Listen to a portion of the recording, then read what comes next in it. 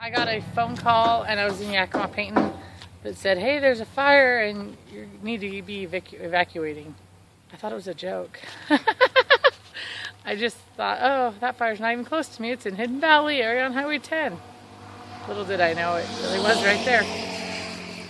I called Tuffy Morrison to go get my horses because all my horses were locked up in stalls. I think we were loaded and out of there within about 5 minutes, 10 minutes, because the fire department were like screaming at us because you could see the fire coming up the hill through the field.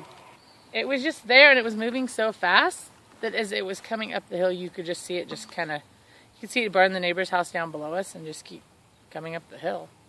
At first I thought the wind farms were going to save the day and it was going to hit there and there we're going to have guys out there to put them out, and it just kept coming and coming, and I didn't really have a reaction. I was just thinking, oh my gosh, thank goodness my horses are okay.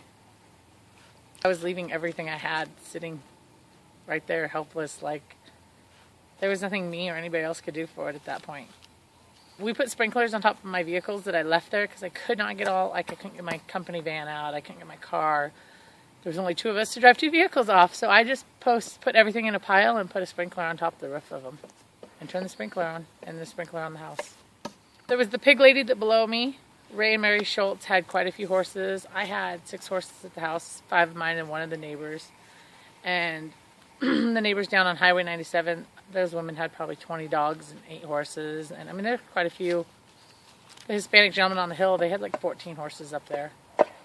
It was literally like you see in the movies. It was chaos. There were people cutting fences. There were people leading horses down the road. There were people cramming animals in vehicles. I mean, it was like you'd see on a TV show. It was just all out chaos.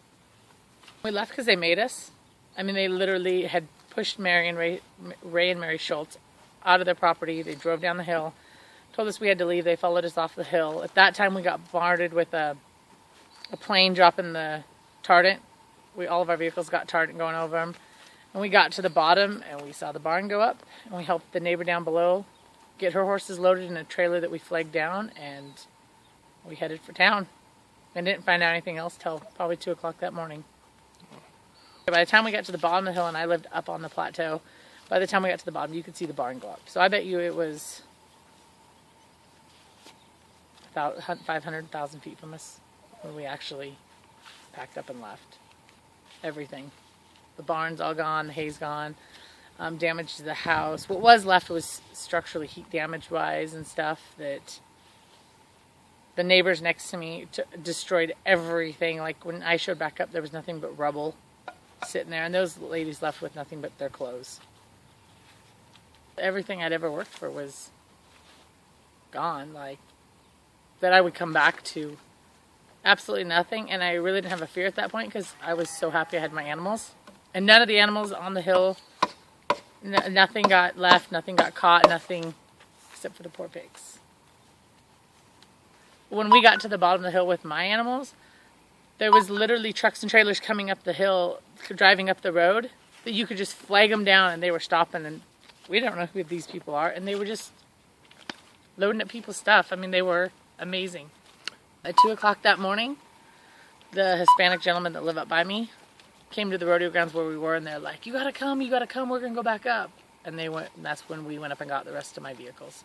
There was burning piles everywhere. There was, firefighters were still on the scenes trying to save structures that had started burning. That there were still spot crews up there that night when we got up there, and there were vehicles on the side of the road that were burnt. It just looked like a destruction site.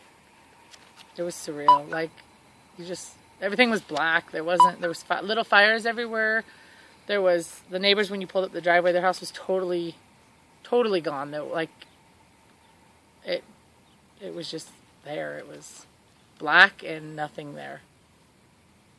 We stuck around the fairgrounds all night, and it was chaos all night. Just horse trailers by horse trailers, cows coming in. It was amazing how many volunteers showed up to help out.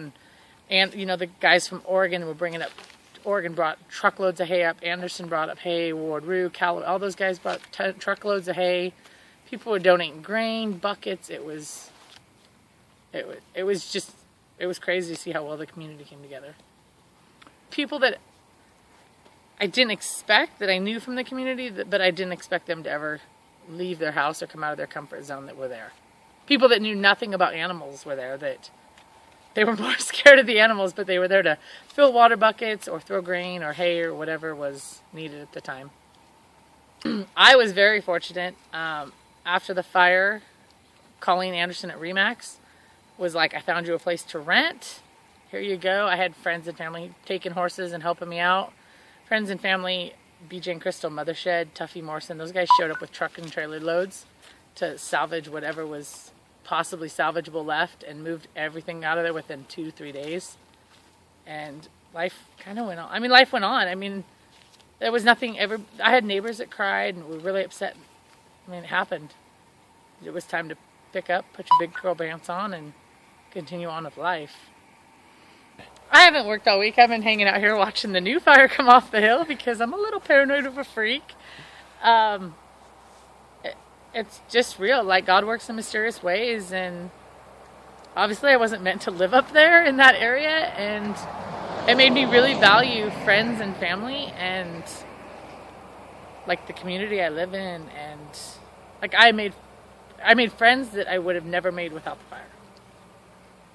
I bought a place, so that's good. I'm bringing actually in a double wide next month, or end of this month, and I've just kind of, life's went on, so this is my new foundation here, and it's, the folks that own the land were amazing and helped me get into it, and it's been real. Like my friends and family and customers have been awesome. Everybody's pitched in and had numerous cleanup days here, and been putting in fences and been putting in sheds, and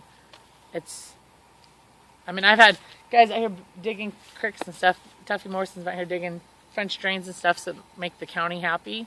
Never once charged me, just kind of trying to help everybody get back on their feet. And I know some of my neighbors up there say the same thing, that they've had contractors literally show up and donate their times, weeks at times, to help rebuild.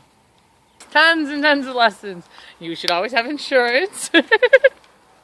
I will never be without a truck and trailer. I will never not have a truck and trailer hooked up, which I have one actually hooked up now because the fire's a little creepy and people are calling me nonstop today. Do you need help? Are you guys okay out there?